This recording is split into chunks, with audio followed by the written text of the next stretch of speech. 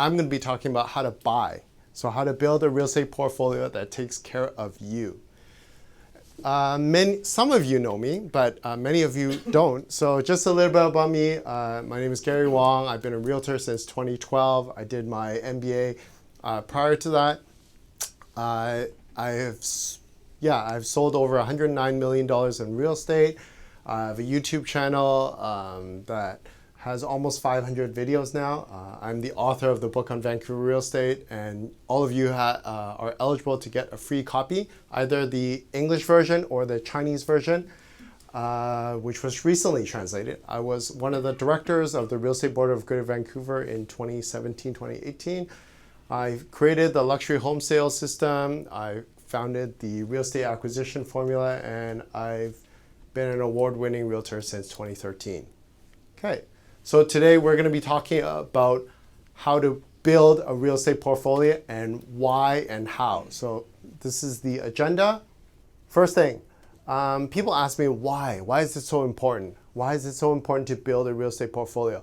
Well, when my clients come to me, one of the first questions I ask them is, your family income, does it make less than $200,000 a year? If yes, you need to build a real estate portfolio.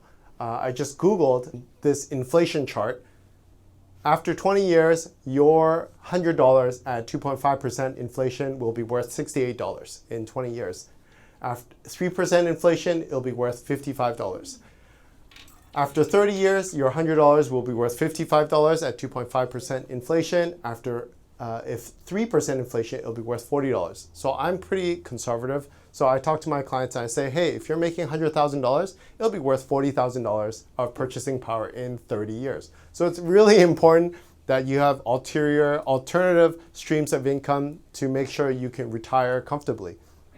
Retirement plan, I'm a real estate agent, of course, so I am biased towards real estate. Stocks, I've tried it before, but I'm not an expert. I think that stocks, you don't have much control. If you are into stocks, do your due diligence. If you study stocks and you're expert at stocks, I know a lot of ultra high net worth individuals who invest in stocks, but for me, real estate is where to go. Bonds, market volatility. When interest rates go up, bonds go down. When interest rates go down, bonds go up. So I'm not a fan of bonds. Gold and silver, there's no yield per se, like dividend yield. There's a market volatility, and you don't get to take advantage of the capital gains tax exemption, like real estate. Businesses, unless you're 100% sure you can sell your business, businesses is a little bit risky because 80 to 90% of businesses never get sold. I know quite a few friends of mine who own businesses and they're trying to sell them, and it's really tough to sell those. The golden goose versus the golden egg. Many of you know the story, but the story is a farmer had a goose that laid eggs that were made of gold. So this farmer took the eggs and they sold them for a large profit. And then what happened was he kept on getting these golden eggs, and he thought, maybe inside the golden goose there are a storehouse of golden eggs. So maybe I should kill this golden goose and open it up.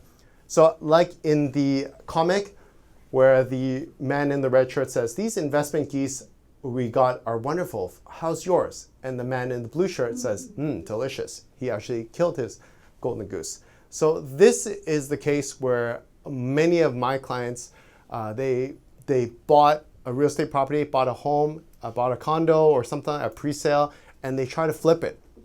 They sold it for a profit, and they keep doing that. They buy, flip.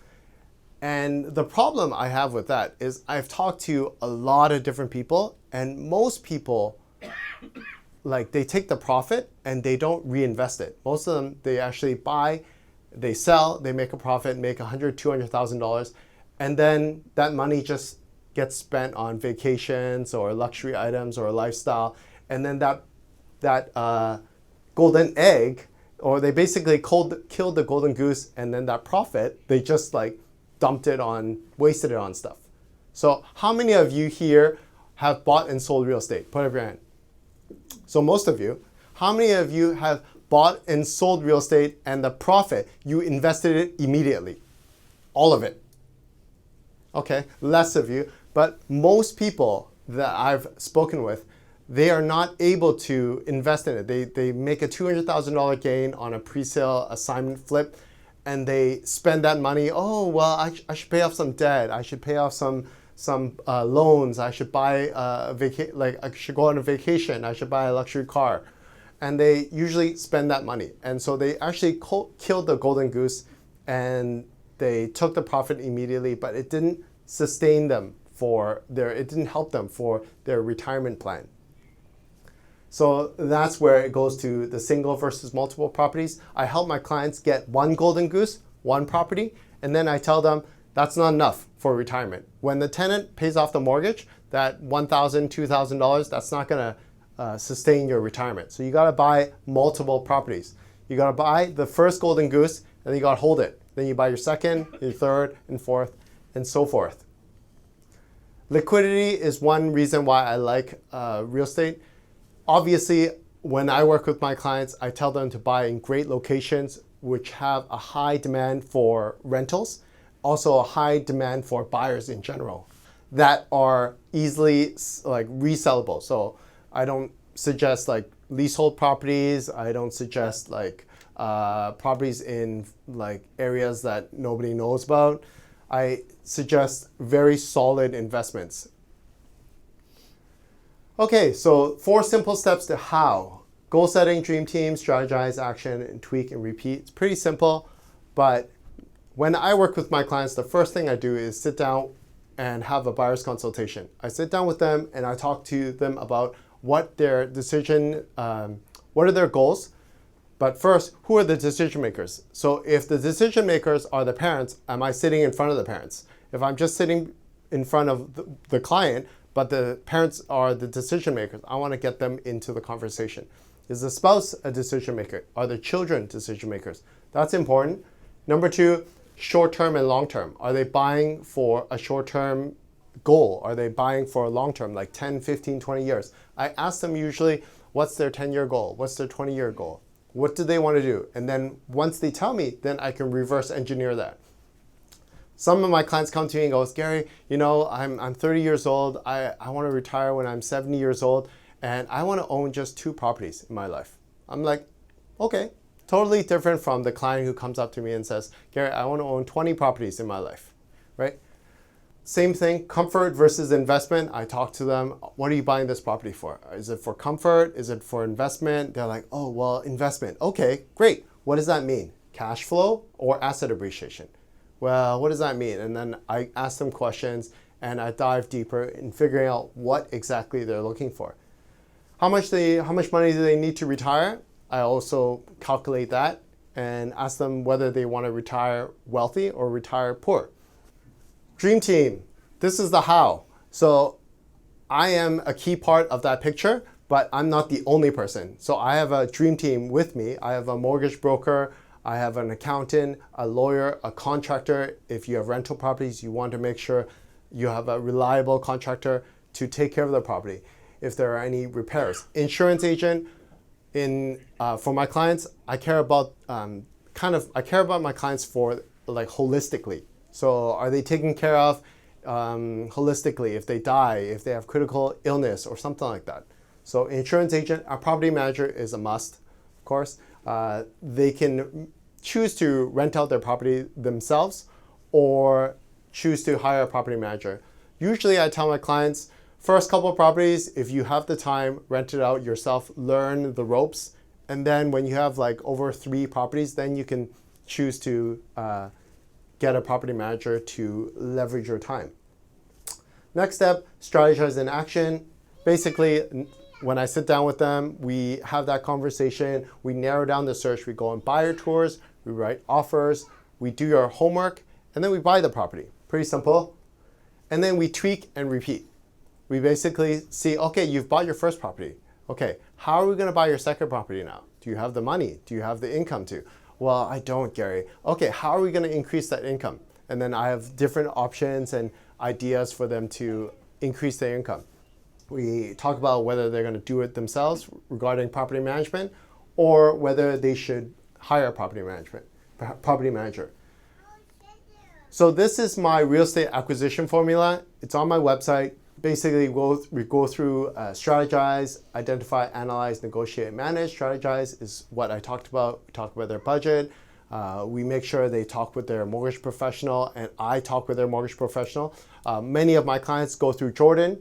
So I talk with Jordan. Hey, Jordan, okay, based on this client, what can they buy? And then we go from there. We also talk about in the buyer's consultation, asset appreciation versus cash flow, their long-term goals, etc. And then second step, identify, we narrow down based on my questions. Based on my questions, I'm able to narrow down exactly what works for them. Based on their preferences, I know which neighborhood is good and which neighborhood doesn't fit them, which property type works for them and which don't. Then analyze. I basically go through a SWOT analysis. I don't tell my clients I'm going through a SWOT analysis, but I'm telling them, okay, what are the pros, cons, some opportunities, some potential, like is this area going to be rezoned later? What's going on in the community plan? So I go through a SWOT analysis in my mind, and I basically convey it to my clients in language that they can understand. Negotiate, we talk about win-win terms and conditions. Sometimes it's good to go with a full subject offer. Sometimes it's good to go with a subject-free offer. Obviously, you don't just randomly do it. You have to speak with their financing professional. I find out about their risk tolerance and what works for them. That's negotiation. Manage. They buy the property. We talk about property management. We talk about tax saving strategies. Do they have an accountant that they're working with? Then we talk about exit strategy. Okay, so you have this property. Are you going to hold it for the long run? I suggest you hold it for a long run. But if they want to flip it in order to upsize to a house later, then maybe that could be part of the conversation. So exit strategy to maximize ROI. And the last step, rinse and repeat. That's it. That's it for me. If you have any questions, ask at the end of our presentation. Also, each of you will get a copy of my book, the Chinese or the English, whichever one, or if you want both.